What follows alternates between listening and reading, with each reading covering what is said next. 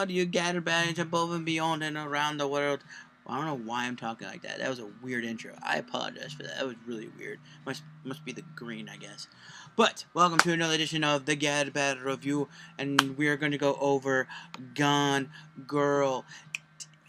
And wow, just wow is just I just have to say, because the thing is, this has got to be the best film I have seen all year and in a really long time. It got me so involved. It got me so, like, I didn't it was one of those movies where all I did was focus on the screen and what was happening in the film. I just didn't care what was around me or what was being said around me, even though those people should be shutting up. But it was just one of those movies where I just stayed focused. It was amazing.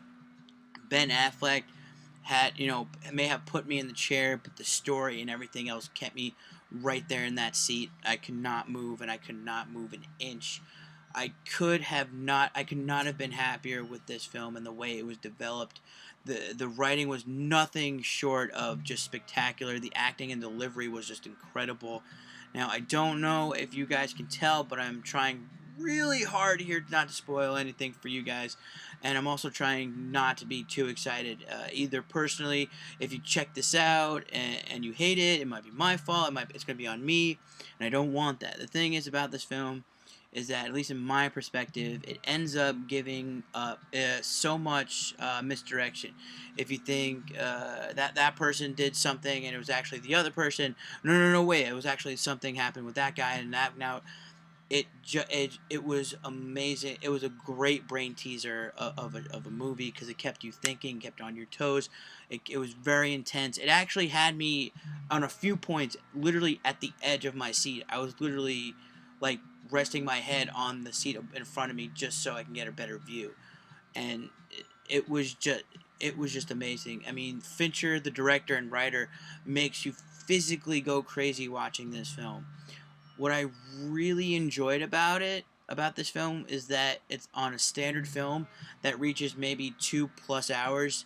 Tends to either annoy you with a lot of information and it just bores you, or there's just so much going on with the long hours and you end up losing interest, or you just end up falling asleep half the time.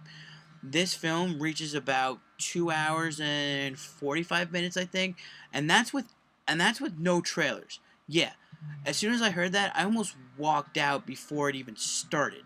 Yeah, but it's funny though, because I ended up wanting more out of it. Like in the middle of the movie, like I wasn't crossing my mind, but I'm gathered it was, because I was just so invested into it. I wanted more out of this. The amount of batshit insanity, brain teasing craziness they use in this film, you actually end up questioning either your partner's insanity, or possibly your own too. Wait, maybe no. Shut up, Steve. What are you talking about? Wait, what? That was awkward.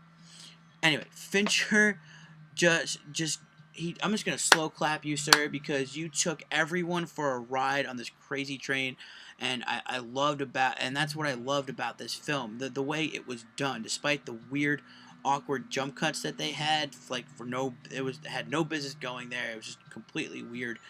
Um, but it's basically the setup. The setup basically, it was in the beginning. You had Ben Affleck's narration, and telling his side of the story, his view of the story, and then you have Rosamund Pike's version of the second half of the story, which basically layers over Ben Affleck's narration, at least in the middle of his story, and continues on into the future. And then basically they both gradually, I don't know how it was done, but they gradually moved into one solid story. It was actually very interesting. Like I said, basically you have two stories, and you have Affleck's side and then you have Pike's side, and then it just one consistency of a film that it was just amazing. And I just cannot, like, I can't even talk about it. I'm actually surprised I wanted to do the review. I was actually talking to some of my cohorts over here that, um, it's a really hard movie to describe, because you don't want to give anything away unless they've read the book. Which, yes, it is another book to film adaptation. The thing is that, from what I'm being told about the adaptation, is that it actually, it's it's the same thing as the book. It has the same plot and whatever, but the events are in different order. And from people who are telling me about the ending of the book, the ending of the movie is a little bit different. Now I don't know. That's what people have been saying. Whoever's read the book, please tell me. I'd love to know actually about it. There was one thing I do.